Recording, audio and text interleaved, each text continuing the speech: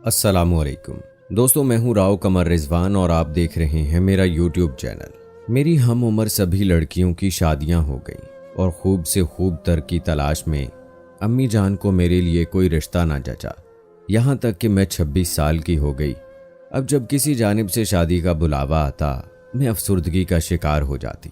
मेरी हम उम्र तो क्या, मुझसे छोटी लड़कियां भी बारी बारी सुहागन हुई जाती थीं और मैं हसरत से उनको बारी बारी सुहागन जोड़े में लिपटा हुआ देखती रह जाती थी।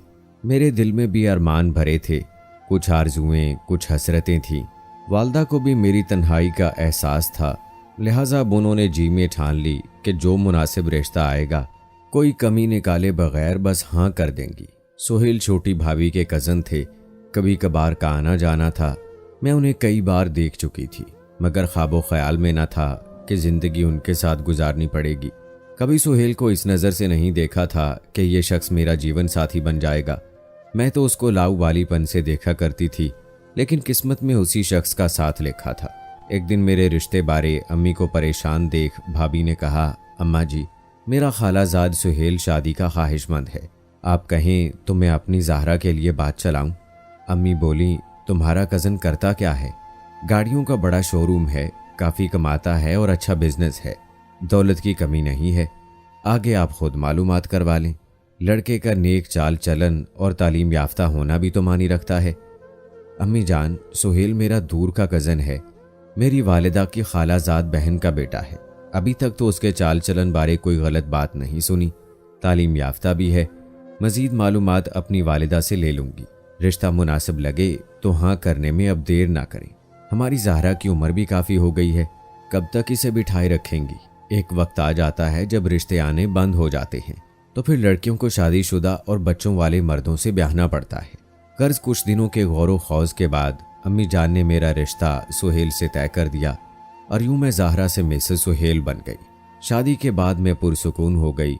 सुहेल के पास किसी शय की कमी ना थी। शुरू दिनों मुझे घुमाया फिराया भी खूब। बाद में जब बेटी ने जन्म लिया, मैं बच्ची में मसरूफ़ हो गई और हम नॉर्मल ज़िंदगी गुजारने लगे। 2 साल बाद एक और बेटी की माँ बन गई। मेरी मसरूफियत बढ़ी तो वक्त के साथ साथ मेरे शौहर की मसरूफियात भी बढ़ती गईं। वो अब सुबह सवेरे निकल जाते तो 3-4 रोज़ बाद घर आते। मैं पूछती तो कहते कि कारोबार के सिलसिले में दूसरे शहरों जाना पड़ता है। अच्छी कमाई तभी होती है जब मालिक खुद कारोबार की निगरानी करे। सच था कि उनकी कमाई रोज़ बरोज़ बढ़ रही थी और इसी कमाई पर हम ऐश की ज़िंदगी बसर कर रहे थे। लेकिन दिल कभी कभी अंदर से डरता था और दुआ करती थी, ऐ खुदा, हमेशा ऐसा रखना और कभी आजमाइश में ना डालना। अल्लाह की आजमाइश कड़ी होती है और दौलत भी अल्लाह पाक की आजमाइश में से एक है, जो कभी राहत तो कभी अजाब बन जाती है। मेरे दिल में गिरा ही थी, तभी खैर की दुआएं करती रहती थी। आखिरकार हमारी भी आजमाइश के दिन शुरू हो गए। हुआ यूं, एक दिन मेरे बड़े भाई ने कहा, सुहेल, तुम गाड़ियों का व्यापार करते हो, मेरी पुरानी गाड़ी बिकवा दो और कोई इससे बेहतर दिलवा दो। दूसरे रोज़ मेरे खाविंद एक पार्टी लेकर गए और भाई की गाड़ी बिकवा दी। दोनों तरफ से अपना कमीशन लेकर जेब में डाला और फिर कुछ दिनों बाद भाई को 5 लाख में एक अच्छी गाड़ी दिलवा दी। गाड़ी अच्छी है, भाई ने कहा।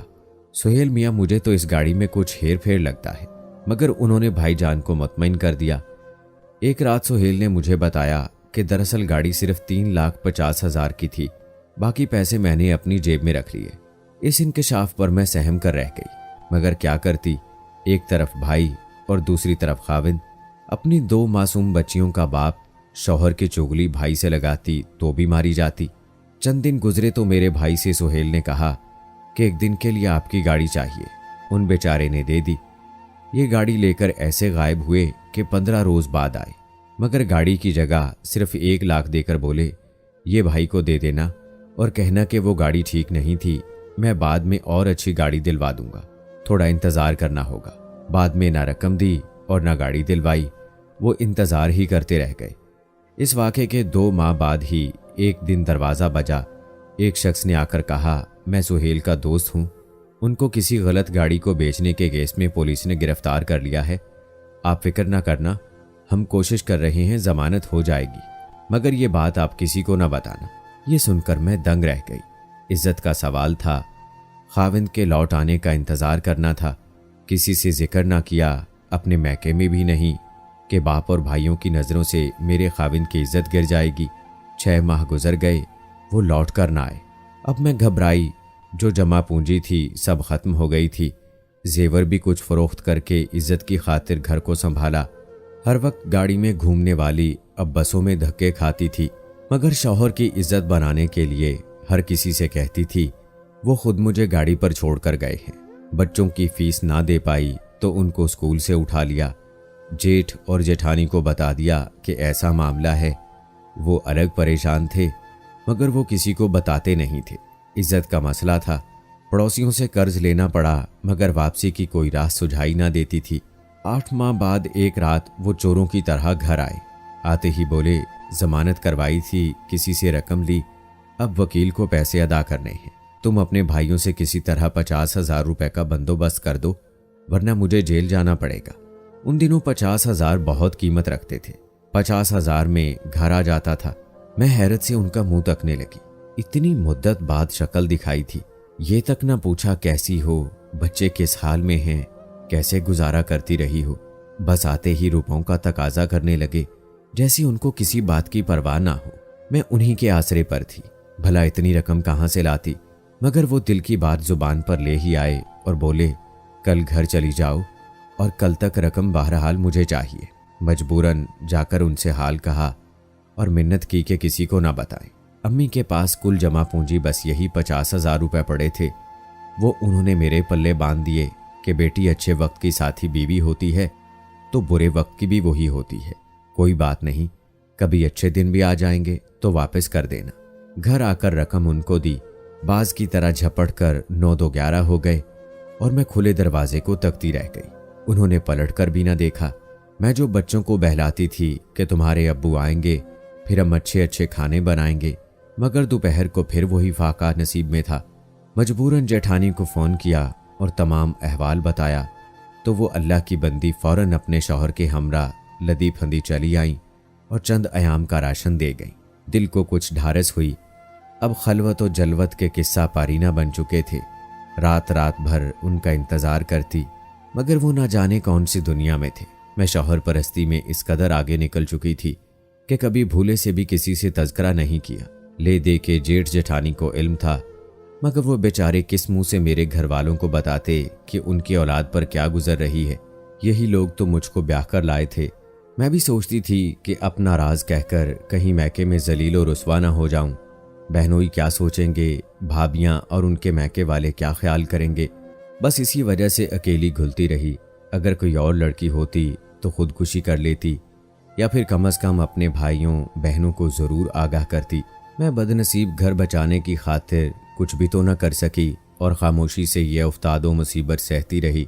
फिर हुआ यूं कि कर्ज खाहों ने घर देख लिया। रोज़ सुबह शाम वो दरवाज़ा बजाने लगे। किसी के लाख रुपए थे, किसी के 2 लाख, किसी के हज़ारों थे। मैं चूँकि मकरूज़ शौहर की बीवी थी, सबकी बातें और जुमले सुनने पड़ते थे। बसा औकात तो कर्ज खा ऐसी गंदी गालियों से मेरे मियाँ को मेरे मुंह पर नवाज रहे होते कि मुझ में सुनने की ताब न रहती। वो बकते रहते, मैं दरवाज़ा बंद कर देती। इस सूरत हाल से घबराकर आखिरकार भाइयों को बता दिया।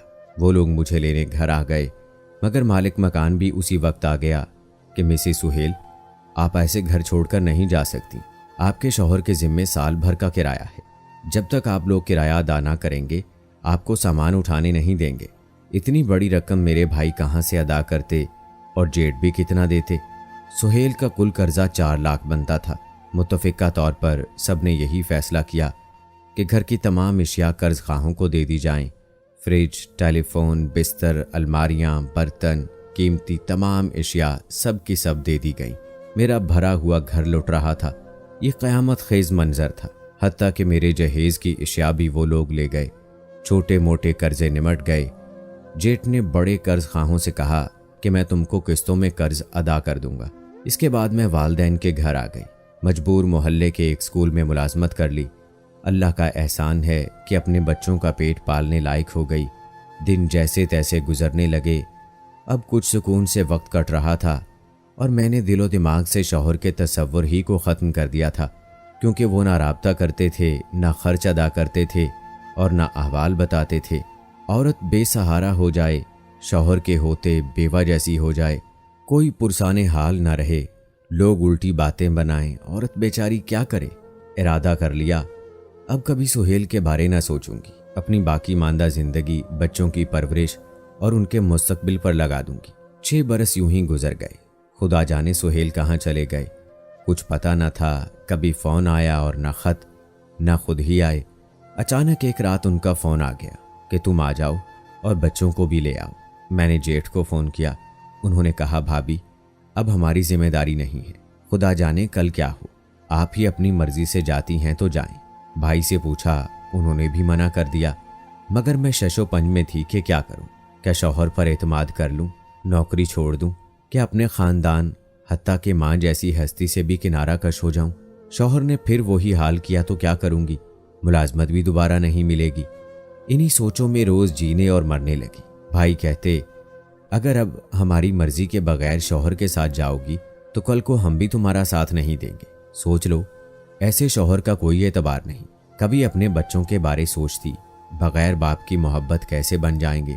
औरत के लिए तो हर वक्त ही आजमाइश का होता है, वो दुख में हो कि सुख में। जब वो बच्चों की माँ बन जाती है तो उसके लिए आजमाइश का कड़ा वक्त शुरू हो जाता है। इतने अरसे की जुदाई के बाद भी मेरे बच्चे बाप को नहीं भूले थे। सुहेल जब साथ होते थे, बच्चों से मोहब्बत करते थे, उनको सैर कराते और शॉपिंग पर ले जाते। बच्चे तो मासूम होते हैं, वो इन यादों को फरामोश नहीं करते। मैं खुद भी यही सोचती थी कि अगर सुहेल गलत तरीके से दौलत ना कमाते, सही तरीके से काम करते, तो आज हम कितने सुखी और खुश होते। मैं ये भी सोचती है, काश हम ये चंद दिनों की बादशाहत, ये दौलतमंदी ना देखते, हम दरमियाने दर्जे के लोग ही रहते। सुहेल की मुलाजमत होती या कोई छोटा मोटा कारोबार होता, बेशक 2 वक्त की रूखी सूखी मुयस्सर आती, लेकिन चैन तो रहता। बच्चे बाप से जुदा ना होते और ये रुसवाइयाँ हमारे दामन में ना होती। जब सुहेल के बार बार पैगामात आने लगे तो एक रोज़ मजबूर होकर महके और ससुराल वालों से चोरी छुपे उनके पास चली गई। वो एक दूसरे शहर में थे, रहने को कोठी थी, नौकर चाकर थे, खुशहाल लगते थे। मैंने पूछा, अपने शहर में क्यों नहीं आते, अपने इलाके से इतने दूर कराची में ये जहां कैसे आबाद कर लिया है। बोले, ये मत पूछो, बस तुम्हें आना है तो बच्चों को लेकर आ जाओ और यहाँ रहो। पहले बताओ कि तुम क्या कारोबार करते हो और फिर से ये दौलत तुमने कैसे बनाई। जब तक ये ना बताओगे मैं नहीं आऊंगी। जवाब दिया, ये नहीं बता सकता, तुमको आना है तो आ जाओ, नहीं आना मत आओ, जैसे जी रही हो जीती रहो। बच्चों की खातिर मैं सुहेल से जुदा नहीं रहना चाहती थी। उस वक्त तो वापस लौट आई। अब सोच में थी, इसके पास वापस जाऊं कि ना जाऊं। मैके और ससुराल वाले कहते, अब सुहेल के पास जाओगी तो अपनी मर्जी से जाओगी, हम जिम्मेदार नहीं, बाद के हालात की तुम खुद जिम्मेदार होगी। बुरा वक्त दोबारा आ गया तो हम तेरा और तेरे बच्चों का साथ नहीं देंगे। अकेले फैसला ना कर पा रही थी।